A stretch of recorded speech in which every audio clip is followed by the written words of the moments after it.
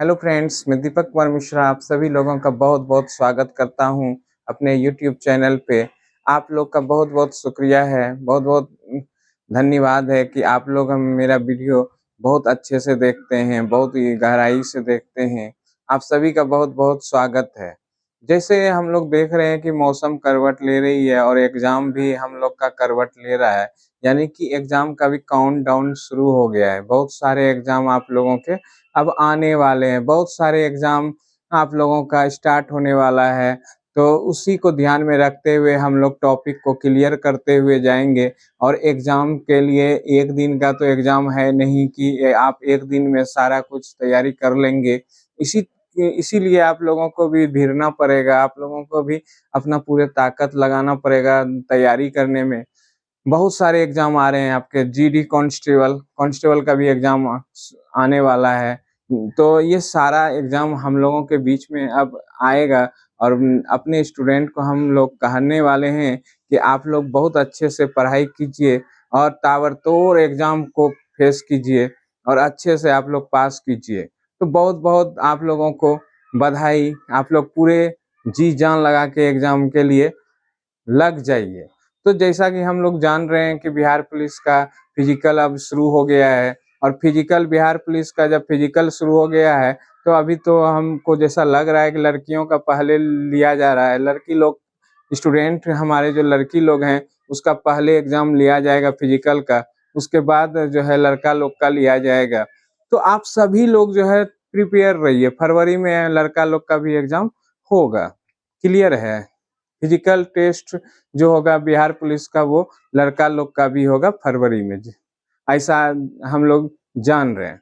तो इसमें बहुत ही अच्छे से आप लोगों को पढ़ने का तो इसमें है नहीं, फिजिकल में आपको दौड़-भाग करना है, तो बहुत ही अच्छे से तैयारी कीजिए और ऐसा सोच लीजिए कि हमको लेना है, नौकरी लेना है, उसी ढंग से आप अपना तैयारी को आगे बढ़ाइए, ठीक है? और जीडी कांस्टेबल आ गया है, मद्य निषेध सिपाही वाला भी एग्ज़ाम आ रहा है, उसका भी हम लोग प्रैक्टिस सेट चालू कर दिए हैं और चल रहा है, बहुत ही इम्पोर्टेंट है। तो आप लोग अब देखते हैं, बहुत ही इम्पोर्टेंट टॉपिक आज हम लोग देखने वाले हैं। देखते हैं, आज तो बहुत ही इम्पोर्टेंट टॉपिक है। आपके एग्ज़ाम का बहुत ही इम्पोर्टेंट टॉपिक होने वाला है, जिसका नाम है भारतीय reserve bank, RBI, reserve bank of India. इसको हम लोग रिज़र्व बैंक ऑफ इंडिया बोलते हैं। बहुत ही इम्पोर्टेंट है। आप सबका जितना भी एग्ज़ाम आप लोग फेस कर रहे हैं, तो क्लियर होके अच्छे से फेस कीजिए। जीडी कांस्टेबल वाला भी है, बिहार एसएससी इंटर वाला सचिवालय का भी एग्ज़ाम डेट आने वाला है, संभावित है। तो ये सब बहुत सारे एग्ज़ामों को आपको फेस करना होगा। इसके लिए आप लोग पूरे जी-जान से लगिए, ठीक है? अब हम लोग चलते हैं अपने टॉपिक पे। ये भी एग्ज़ाम के पर्पज़ से बहुत ही इम्पोर्टेंट टॉपिक है। हम लोग इकोनॉमिक्स का ये क्षेत्र में बहुत ही इम्पोर्टेंट टॉपिक होता है। ये बैंकिंग सेक्टर को रेगुलेट करता है। आरबीआई जो है, रिज़र्व बैंक ऑफ इंडिया, ये बैंकिंग सेक्टर को रेगुलेट करता है। तो इम्पोर्टेंट है, बहुत ही इम्पोर्टेंट क्वेश्चन आता है, भारतीय रिज़र्व बैंक की स्थापना कब हुआ था? बहुत ही इम्पोर्टेंट क्वेश्चन, भारतीय रिजर्व बैंक की स्थापना कब हुआ था? तो ये 1 अप्रैल 1935 में। कब हुआ था? आरबीआई की स्थापना 1 अप्रैल 1935 ईस्वी को हुआ था। बहुत ही इम्पोर्टेंट क्वेश्चन आता है एग्जाम के पर्पज से। आप लोगों को अब एग्जाम के पर्पज से पढ़ना पड़ेगा, क्योंकि जनवरी फरवरी में प्रत्येक एग्जाम, बहुत सारा एग्जाम आने वाला है, ठीक है? अब है, आरबीआई की स्थापना 1 अप्रैल 1935 ईस्वी को किया गया था। ये तो क्वेश्चन पहला ही वीवीआई इंपॉर्टेंट क्वेश्चन है। इनको आरबीआई संक्षिप्त रूप से कहते हैं, ठीक है? Reserve bank of India short में क्या बोलते हैं? आरबीआई। भारत में आरबीआई एक सेंट्रल बैंक के रूप में कार्य करती है। कहने का मतलब है कि भारत में जो आरबीआई होती है, वो सेंट्रल बैंक के रूप में कार्य करती है, यानी कि सभी बैंकों को चलाती है। सभी बैंकों के लिए repo rate, bank rate, reverse repo rate, ये सब तय करती है, यानी कि मॉनेटरी पॉलिसी को तय करती है आरबीआई। क्लियर है? अब है, भारत में आरबीआई एक सेंट्रल बैंक, अभी जो बोले वही है, जो भारत में चल रहे सभी बैंकों पर नियंत्रण रखती है। क्लियर है? अब है इसी कारण से आरबीआई को बैंकर ऑफ बैंक भी कहा जाता है, बहुत ही इंपॉर्टेंट है। आरबीआई को बैंकर ऑफ बैंक भी कहा जाता है क्योंकि ये बैंक सभी बैंकों पर नियंत्रण रखती है और ये सेंट्रल बैंक के रूप में कार्य करती है। भारत में अगर सेंट्रल बैंक बोला जाए तो एक ही है, एक ही होता ही है। तो कहने का मतलब है आरबीआई भारत में एक ही है, तो वो सभी बैंकों को रेगुलेट करती है। ठीक है, बैंकिंग जो सेक्टर है उसको रेगुलेशन आरबीआई के द्वारा होता है। क्लियर है। नेक्स्ट आते हैं, आरबीआई की स्थापना किस आयोग के सिफारिश पर हुआ था? आरबीआई की स्थापना किस आयोग के सिफारिश पर हुआ था? अगर ये क्वेश्चन पूछ रहा है तो इसमें बहुत ही इंपॉर्टेंट क्वेश्चन है। आरबीआई की स्थापना हिल्टन एंड यंग आयोग के सिफारिश पर हुआ था। क्लियर है। आरबीआई की स्थापना एकदम चूकना नहीं है, पढ़ने में कहीं भी घबराना नहीं है, अच्छे से पढ़ना है। अब जो है माँ बाप जो पैसा देता है आप लोगों को पढ़ने के लिए ही भेजते हैं, तो आपको अच्छे से पढ़ना पड़ेगा। और कोई भी एग्जाम को कंडक्ट जो कराते हैं तो वो आजकल क्वेश्चन जो है बहुत हाई लेवल का पूछने लगे, तो उसी ढंग से आपको प्रिपेयर होकर जाना पड़ेगा। सभी एग्जाम में आपको प्रिपेयर होकर जाना पड़ेगा। वहां पे ये नहीं सोचना है कि ये इजी क्वेश्चन, ये हार्ड क्वेश्चन। आजकल क्वेश्चन का लेवल जो है आपको हार्ड ही मिलने वाला है। ठीक है। नेक्स्ट आते हैं, उसी तरह से हम लोग प्रिपेयर करेंगे जिस ढंग से क्वेश्चन आता है एग्जाम में। ठीक है।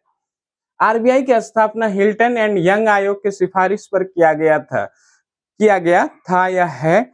अब है नेक्स्ट आते हैं, हिल्टन एंड यंग आयोग का गठन कब किया गया?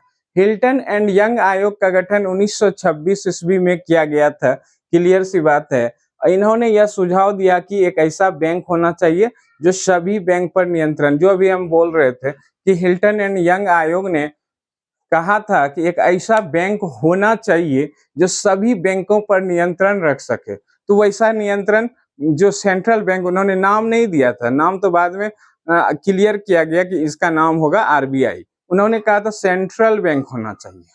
क्लियर है। अब आते हैं नेक्स्ट, इसी आयोग के सिफारिश पर आरबीआई अधिनियम, ये अगर अधिनियम पूछे तो ये 1934 हो जाएगा। क्लियर है। और आरबीआई की स्थापना 1 अप्रैल, अभी बता चुके थे, 1 अप्रैल 1935 में किया गया। नेक्स्ट आते हैं, इसके आरंभिक मुख्यालय कहाँ है? इसका आरंभिक मुख्यालय, जनरली लड़का लोग जो है आरबीआई का मुख्यालय जानता है मुंबई, लेकिन इसके आरंभ में मुख्यालय कहाँ थे? कलकत्ता। क्लियर है। 1935 से लेके 1937 के बीच जो इसका मुख्यालय था कलकत्ता था, और 1937 में इसका मुख्यालय चेंज होता है और ये मुंबई शिफ्ट हो जाता है, और वर्तमान में भी इनका मुख्यालय मुंबई ही है। क्लियर है। 1937 में जो इसका मुख्यालय चेंज हुआ मुंबई, तो अभी भी इसका मुख्यालय मुंबई ही है। क्लियर होगा। अब है आरबीआई की स्थापना से पूर्व imperial bank of India, imperial bank of India भी बोलते हैं, इंपीरियल बैंक ऑफ कॉमर्स भी बोलते हैं। तो इंपीरियल बैंक ऑफ इंडिया पहले सेंट्रल बैंक के रूप में कार्यरत थी। आरबीआई से पहले इंपीरियल बैंक ऑफ इंडिया का स्थापना जो हुआ था 1921 ईस्वी में हुआ था, और 1935 ईस्वी जब तक आरबीआई आ नहीं गया तो इस यही कार्यरत थे। सेंट्रल बैंक सभी बैंकों को यही देखते थे, imperial bank of India. Clear है। इंपीरियल बैंक ऑफ इंडिया ही सभी बैंकों को नियंत्रित करते थे। क्लियर सी बात। पढ़िए तो एकदम कॉन्सेप्ट अच्छा से रख के पढ़िए, तभी फायदा मिलेगा एग्जाम में, जब आपका कॉन्सेप्ट जो है क्लियर रहेगा। ये जानना जरूरी नहीं था, लेकिन इसको जानना हम लोग इसलिए जरूरी समझते हैं क्योंकि ये अंदर से पढ़ना है हमको।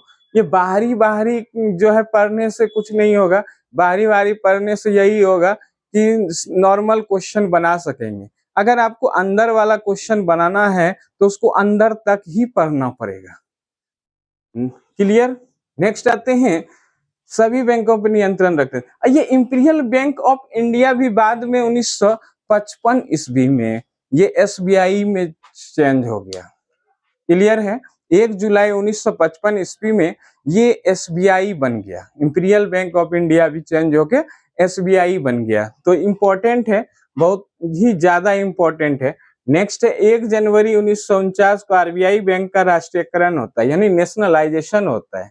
तो आरबीआई बैंक का नेशनलाइजेशन जो होता है 1 जनवरी 1949 ईस्वी को होता है। एकदम कॉन्सेप्ट क्लियर करते हुए हम लोग पढ़ेंगे। ऐसा नहीं कि सीधे निकल गए कि आरबीआई का गवर्नर कौन है, वो तो हम लोग बाद में देखेंगे ही। पहले उसका देखेंगे, इसका फाउंडेशन, इसका कॉन्सेप्ट कैसे हुआ था, कैसे इसका स्थापना हुआ था, कौन सा आयोग था, इसके स्थापना जो थे किस अधिनियम के तहत हुआ था, और इससे पहले कौन बैंक इसके सारे काम देखते थे, मतलब सभी बैंकों को कौन नियंत्रित रखते थे। तो इंपीरियल बैंक ऑफ इंडिया।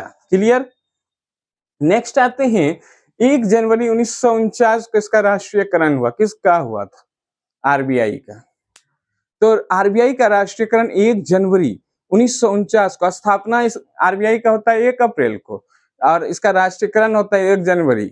1 अप्रैल 1935 को स्थापना आरबीआई का, और 1 जनवरी 1949 को इसका राष्ट्रीयकरण होता है, नेशनलाइजेशन होता है। यानी कि 1 अप्रैल 1935 को जब आरबीआई का स्थापना हुआ था, तो वो निजी स्वामित्व में हुआ था। मतलब कहने का मतलब सरकार उसको अपने अंडर में नहीं लिया था, लेकिन 1 जनवरी 1949 को सरकार अपने अंडर में ले लिया, इसीलिए इसको बोलते हैं नेशनलाइजेशन हो गया, आरबीआई का नेशनलाइजेशन हो गया। नेक्स्ट आते हैं आरबीआई बैंक के यहाँ कस्टमर ना तो अपना पैसा जमा कर सकते हैं और ना ही निकाल सकते हैं, अर्थात आरबीआई को ग्राहक से, कस्टमर से कोई मतलब ही नहीं रहता है, उसको बैंकों से मतलब रहता है, ना कि कोई ग्राहक से। क्लियर। ना ही वहां हम जमा कर सकते हैं और ना ही निकाल सकते हैं, उसका कोई कनेक्शन ही नहीं है कस्टमर से। उनको तो बैंक पर नियंत्रण रखने के लिए लाया गया है, और वो अच्छे से रख भी रहे हैं। नेक्स्ट है 1 रुपया के नोट पर किसका सिग्नेचर होगा? 1 रुपये के नोट पे वित्त मंत्रालय के तहत वित्त सचिव का नियंत्रण रहता है, यानी कि फाइनेंस सेक्रेटरी का उस पर पूरा नियंत्रण रहेगा। लेकिन 1 रुपया के अलावा जितना भी नोट है उस पर आरबीआई के गवर्नर का सिग्नेचर होता है। क्लियर है। तो अच्छे से आपको पढ़ना ही पड़ेगा। जब तक आप कॉन्सेप्ट को सही से नहीं पढ़ेंगे, ये सब क्वेश्चन एग्जाम में आता है कि 1 रुपये के नोट पे किसका सिग्नेचर होता है और बाकी नोट पे किसका होता है। तो 1 रुपया का नोट अगर बोलेगा तो वित्त सचिव का होता है, और बाकी किसका होता है? आरबीआई के गवर्नर का। तो यहाँ तक हम लोग क्लियर कर चुके हैं। अब हम लोग देखते हैं इस आरबीआई के मुख्य कार्य। अब देखते हैं हम लोग मौद्रिक नीति का निर्धारण कौन करता है। इसका पहला कार्य है मौद्रिक नीति का निर्धारण करना। बहुत ही इंपॉर्टेंट क्वेश्चन आता है एग्जाम के लिहाज से, आप लोगों को बहुत ही इंपॉर्टेंट क्वेश्चन आने वाला है मौद्रिक नीति का। बहुत बार एग्जाम में क्वेश्चन ये आ चुका है कि भारत में मौद्रिक नीति का निर्धारण कौन करता है। मौद्रिक नीति का मतलब हो गया मॉनेटरी, इंग्लिश में इसको बोलते हैं मॉनेटरी पॉलिसी को डिसाइड कौन करता है, तो ये आरबीआई करती है। तो ये repo rate, reverse repo rate, bank rate इत्यादि, यानी कि सीआरआर भी है उसमें, एसएलआर भी है, इत्यादि का निर्धारण करना आरबीआई का काम है। वो अपना रेट फिक्स करता है जिससे मार्केट में महंगाई वगैरह को नियंत्रित किया जा सके। अपने तरफ से ये अपना रेट फिक्स बीच बीच में करते रहता है, तो उससे सभी बैंकों को उसे लागू भी करवाता है। ये खाली रेट फिक्स नहीं करता है, उसे बैंकों से, सभी बैंकों से लागू भी करवाता है कि इस रेट में आपको डील करना है, इस रेट में आपको देना है। ठीक है। नेक्स्ट आते हैं, दूसरा है मुद्रा जारी करता है, यानी करेंसी नोट वगैरह को जो है जारी करते हैं और प्रचलन सर्कुलेशन में लाते हैं।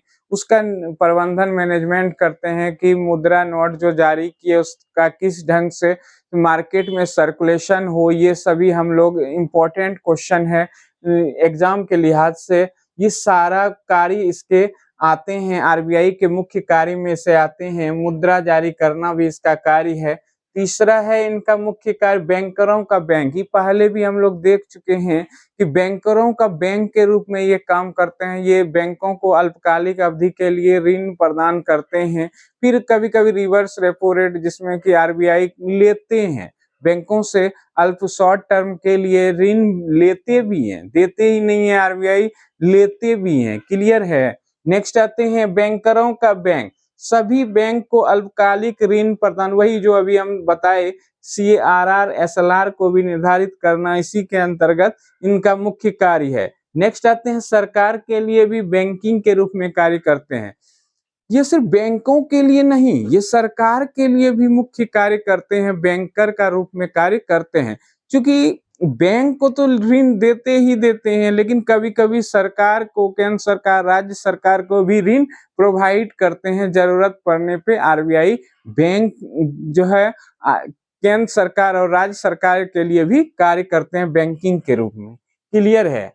नेक्स्ट आते हैं पांचवा इसका मुख्य कार्य, विदेशी मुद्रा का प्रबंधक, यानी कि फॉरेन करेंसी जो आते हैं एक्सचेंज, विदेशी मुद्रा भंडार सबको भी फॉरेन एक्सचेंज रिजर्व जिसको बोलते हैं का संरक्षक होता है। यानी कि आरबीआई जो है विदेशी मुद्रा भंडार का भी मुख्य रूप से संरक्षक होता है। कि देखते होंगे डेली देता है रिपोर्ट, आरबीआई का ही ये काम है, विदेशी मुद्रा भंडार कितना आया पर डे, पर महीना, ये सब निर्धारित करता है कि कितना हमको मुनाफा हुआ या घाटा हुआ विदेशी मुद्रा में। तो ये आरबीआई का ही काम है। क्लियर?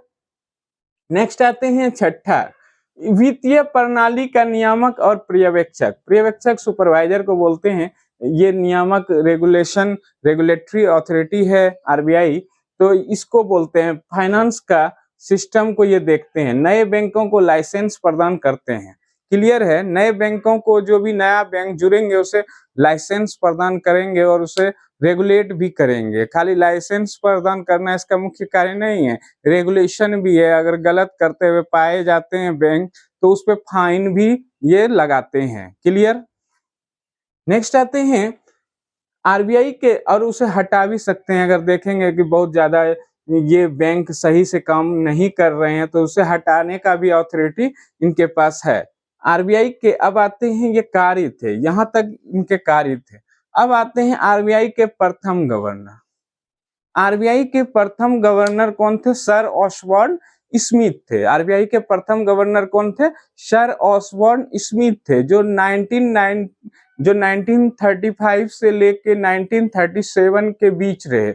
यानी कि 1 अप्रैल 1935 से 30 जून 1937 के बीच मेरे। बहुत इंपॉर्टेंट क्वेश्चन आता है, सर ऑसबॉर्न स्मिथ ये आरबीआई के पहले गवर्नर थे। क्लियर है? नेक्स्ट आते हैं, ये 20 साल इनको अनुभव था, ऑस्ट्रेलिया के बैंक में भी ये कार्य किए थे। नेक्स्ट आते हैं आरबीआई के प्रथम भारतीय गवर्नर कौन थे? तो ये चिंतामणि द्वारकानाथ देशमुख। इसको शॉर्ट नाम ज्यादा इसका प्रचलित है, चिंतामणि द्वारकानाथ देशमुख इसका पूरा नाम है, और इसे शॉर्ट में बोलते हैं सीडी देशमुख। इसको शॉर्ट में क्या बोलते हैं? सीडी देशमुख। इनका कार्यकाल, ये पहले भारतीय गवर्नर बने, और ये कब बने? 1943 ईस्वी में आरबीआई के प्रथम भारतीय गवर्नर बने, और ये 1949 ईस्वी तक इन्होंने कार्य किया। और इन्हीं के समय में देश में जो नेशनलाइजेशन हुआ था आरबीआई का, इन्हीं के समय हुआ था आरबीआई का नेशनलाइजेशन। नेक्स्ट आते हैं आरबीआई के वर्तमान गवर्नर कौन है? तो ये संजय मल्होत्रा हैं। ये कौन है? संजय मल्होत्रा जी हैं आरबीआई के वर्तमान गवर्नर। ये 26वें गवर्नर हैं। इन्होंने शक्तिकांत, हाल ही में 2024 के टाइम में इन्होंने शक्तिकांत दास का ये जगह लिया था। क्लियर? शक्तिकांत दास 25वें आरबीआई के गवर्नर थे। कोई दिक्कत नहीं है। तो आरबीआई के 25वें गवर्नर कौन थे? शक्तिकांत दास। क्लियर है? नेक्स्ट आते हैं, आरबीआई के 4 डिप्टी गवर्नर भी थे। क्लियर वाली बात है, एग्जाम में ये पूछा जाता है। अभी तो हम करंट अफेयर्स के अनुसार अभी दे रहे हैं, ये चेंज होते रहेगा। डिप्टी गवर्नर, गवर्नर ये सब चेंज होता है, लेकिन अभी हम लोग करंट अफेयर्स जो है 6 दिसंबर आज का ही डेट के अनुसार हम लोग अभी तक यही है। अब बाकी आगे जो है बदलते रहेगा। क्लियर? तो इसके 4 डिप्टी गवर्नर हैं। श्रीश चंद्र मुर्मू हैं, दूसरा है पूनम गुप्ता, तीसरा है स्वामीनाथन जानकी रमन, और चौथा है टी रविशंकर। तो ये बहुत ही इंपॉर्टेंट क्वेश्चन एग्जाम के लिहाज से आते रहता है। आरबीआई के बारे में आज हम लोग बहुत ही क्लियर कॉन्सेप्ट के साथ हम आरबीआई के बारे में हम लोग जाने कि उसके गवर्नर कौन है, आरबीआई के कार्य कौन है, क्या होते हैं, और उसके स्थापना कब हुआ था, इसकी स्थापना किस समिति के आधार पे हुआ था, ये सारे हम लोग आरबीआई के बारे में जाने। अब हम लोग एक क्लास और लेंगे, एक क्लास और लेंगे इनके बारे में। उसमें हम लोग जानेंगे रेपो रेट किसको कहते हैं, रिवर्स रेपो रेट किसको कहते हैं, बैंक रेट किसको कहते हैं, सीआरआर किसको कहते हैं, एसएलआर किसको कहते हैं, ये सारा हम लोग बेस रेट किसको कहते हैं, ये सारा कॉन्सेप्ट को एक अलग चैप्टर में हम लोग देखेंगे।